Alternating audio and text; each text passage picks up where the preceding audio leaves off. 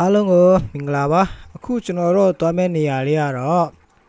့ဂုံတိုက်မှာရှိတဲ့အဝါစားဆိုင်ဆိုတဲ့ကလားထမင်းဆိုင်ကိုကျွန်တော်တို့သွားနေပါတယ်အဲ့တော့ကျွန်တော်အမေဖြစ်ပါတယ်အဲ့တော့ကျွန်တော်ညီမလေးဖြစ်ပါတယ်ညအချိန်သွားတာရာတီဦးတူအေးအေးလေးနဲ့ပေါ်အဆင်ပြေပါတယ်အခုဆိုရင်တော့ကျွန်တော်တို့ရောက်ရှိနေပါပြီအရင်ဦးဆုံးကျွန်တော်တို့ပတ်စံလေးပါလေးရှင်းပြီးတော့နေရာမှာကျွန်တော်တို့ရဲ့အတိုင်းပဲကနဝကြီးမက်ဆီရဲ့သားလေးဖြစ်ပါတယ်အာဂျင်တီးနားသားကြီးဖြစ်ပါတယ်ဒါကတော့ကျွန်တော်တို့ရဲ့အလူရှင်မင်းသမီးလေးဖြစ်ပါတယ်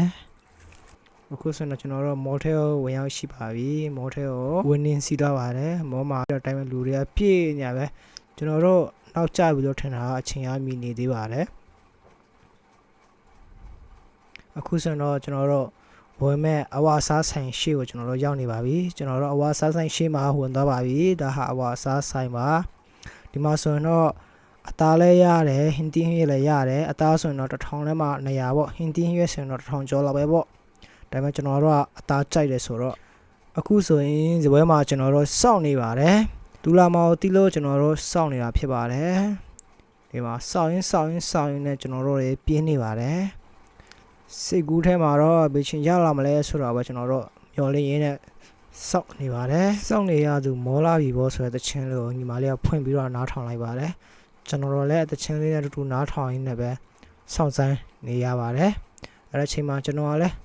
းနည်းနည်းပြင်းလာတယ်ကုရုပ်ချောလားဘလို့လဲကျွန်တော်ရုပ်ကဆိုတာလေးကိုနိုင်ပါတစ်ချက်ကြည့်လိုက်ပါတယ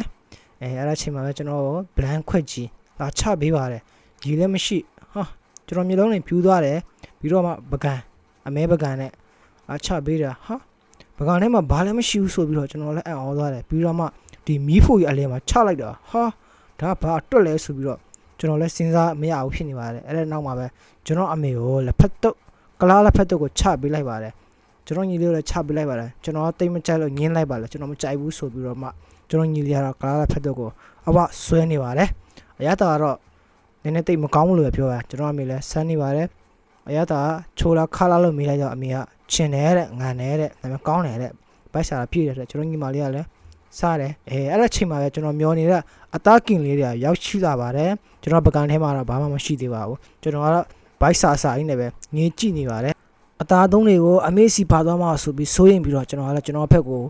ရွေပြီးတော့ယူလိုက်ပါတယ်အဲ့ဒါချိန်မှာလည်းအသားကလည်းချစ်ဖို့နည်းနည်းနီးနေပါတယ်အသားစစ်လားမစစ်လားဆိုတော့ကျွန်တော်လည်းတစ်ချက်လောက်နှမ်းရှူကြည့်လိုက်တယ်အော်ဒီအသားစစ်တယ်ဆိုပြီးတော့ကျွန်တော်သိလိုက်ရပါတယ်အဲ့ဒါချင်းကနေကျွန်တော်ဆောက်လို့မရဘူးဖြစ်နေပါတယ်အဲ့ဒါချင်းကနေပဲပြောင်းဖူးကြော်လေးရောက်လာပါတယ်ရေတစ်ခွက်နဲ့ပြောင်းဖူးကြော်ကျွန်တော်ဘိုက်ကတော့ရမ်းကြီးစာနေတယ်ဒါပေမဲ့လည်းပြောင်းဖူးကြော်လေးနဲ့ပဲနည်းနည်းအသားလေးဖြည့်လိုက်ပါတယ်နောက်ထပ်ရောက်လာတော့ပဇင်ပေါ့ပဇင်ဒုတ်ထိုးကျွန်တော်မျောနေဒါလေးကြက်ဖို့ကလည်းမိနစ်50ဆက်ရတော့ဆိုမလွယ်ဘူးဟိုမှာလည်းထက်ရောက်လာပါတယ်ပဇင်ကင်းအဲ့ဒါချင်းမှာကျွန်တော်လည်းငေးကြည့်ရမှာပဲဘာမှတနိုင်ပေါ့စိတ်မရှိလို့ကျွန်တော်လည်းထပြီးတော့မှကြက်သားတံဖောက်ကိုကြိုက်တာကိုရွေးပြီးတော့မှပါလာခဲ့တယ်ကြက်သားနဲ့အမဲသားဟင်းတစ်ခုပေါ့အကြားထဲကပဇင်ကလည်းမကြက်သေးဘူးအသားလည်းမကြက်သေးဘူးကျွန်တော်လမ်းမာလိုက်တယ်ကြက်သားပေါင်လေးကိုကြက်သားပေါင်လုံးဝရှယ်ပဲအဲ့ဒါချိန်မှာကျွန်တော်လည်းကြက်သားတံဖောက်ကိုအဝဆွဲလိုက်ပါတယ်အမှလည်းအမဲသားဟင်းနဲ့ထည့်ထားဆိုတော့လုံးဝရှယ်ပဲဒီမှာညီမကတော့ပဇင်ကြိုက်တဲ့ညီမလေးဖြစ်ပါတယ်နော်ကျွန်တော်ရဲ့ပဇင်ကမကြက်သေးတော့သူများပဇင်ကိုငင်းနေရတာပေါ့လက်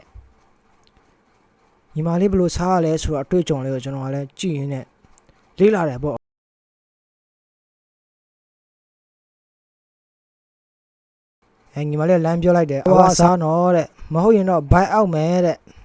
ဟာကျွန်တော်ကလည်းအဲ့လိုလားဆိုပြီးတော့မှပူတာမကြက်တော့အေးအောင်ဆိုပြီးလေထူးလေးပေးပြီးတော့မှစားလိုက်တာဗျာပေါ့ဆိုညီမကျွန်တော်လည်းအတွေ့အကြုံရလာတာပေါ့ဒီလိုစားရတာမှာဆိုပြီးတော့မှဒီမှာချထားတဲ့ဟင်းတင်းရွက်တွေကလည်းသူတို့ service လာချပေးတာမဟုတ်ပါဘူးကျွန်တော်ကိုယ်တိုင်ယူပြီးတော့မှကိုကြိုက်တော့ကိုယူပြီးတော့ချပေးထားပါနော်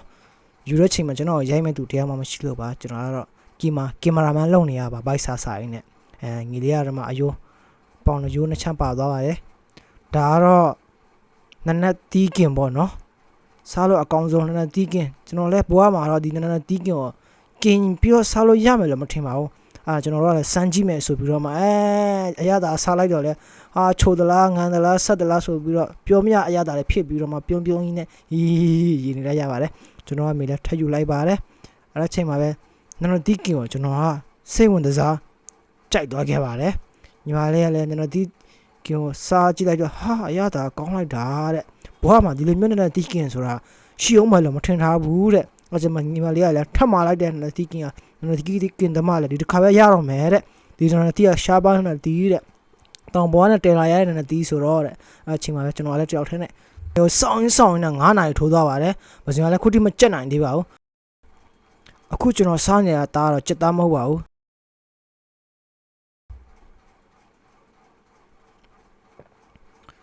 ဘဇင်ကဘယ်နေ့မှကြက်မလဲဆိုပြီးတော့ကျွန်တော်ဟာလဲဟိုမွေဒီမွေနဲ့မွေလိုက်ပါတယ်ဘဇင်ကြက်အောင်ဆောက်လိုက်ရတာတော်တော်လေးကိုပင်ပန်းသွားပါတယ်အနားမှာပဲအချိန်မရှိလို့ကျွန်တော်ကလည်းရေခဲမုတ်တွေအေးတွေဘာတွေအချိုးရည်အားလုံးယူပြီးတော့ချပေးလိုက်တယ်ဘဇင်ဒီတိုင်းဘဇင်ဆောက်ရင်တော့အချိန်ကုန်တယ်ဆိုပြီးတော့မှတစ်ချက်ကုန်တစ်ချက်ပြက်နဲ့ဒီကိတ်မုတ်လေးကိုလည်းကျွန်တော်ပါလာတာပါဒီကိတ်မုတ်စင်တော့လည်းမြဲတူလေးနဲ့အရင်စားလို့ကောင်းပါတယ်တခါစားရင်တော့ချိုလေးပေါ့ပြီးတော့ဘဇင်ကလည်းခုထိမကြက်သေးပါဘူးဒါကတော့ကျွန်တော်တို့စားပြီးတော့မှကြာစိတ်ဖြစ်ပါတယ်ကျွန်တော်ထင်တာနည်းနည်းကုန်မယ်လို့ထင်ထားပါတယ်ဒါပေမဲ့ကျွန်တော်ထင်ထားတာအတိုင်းကဖြစ်မလာပါဘူးအဲ့ဒါနဲ့ကျွန်တော်တို့တစ်ခါပြီးတော့လက်ပြီးတော့မှလည်းအပြင်ဖက်တဘာပေါ့ကိုပြေးပြီးတော့မှပြေးသွားပါတယ်ဘူးမသိဘာမှမသိလို့ပေါ့ကျွန်တော်ကအဝမစားဘူးဆိုတဲ့အတိုင်းနဲ့ကျွန်တော်တို့တွေပြင်းနဲ့ရှင်းပြီးတော့မှပြေးသွားတာပါတမျိုးမထင်ပါနဲ့နော်ဒါဆိုတော့ကျွန်တော်တို့ခု9နာရီနဲ့10နာရီခွဲထိကျွန်တော်တို့စားပါတယ်ဒါဆိုတော့အပြင်ဘက်ကိုကျွန်တော်တို့ရောက်ရှိလို့သွားပါပြီမိုးကလည်းတအားကြီးချုပ်ပြီဆိုတော့ကျွန်တော်တို့တခါတည်းအိမ်ပြန်တော့မှဖြစ်ပါတယ်ဒါကတော့အဝါစားဆိုင်ဖြစ်ပါတယ်နော်ကုန်ကြစိတ်လေးပါကျွန်တော်ထင်ထားသလောက်အများကြီးကုန်ပါတယ် bye bye see you အားလုံးပဲအိမ်မက်ကောင်းကြပါစေ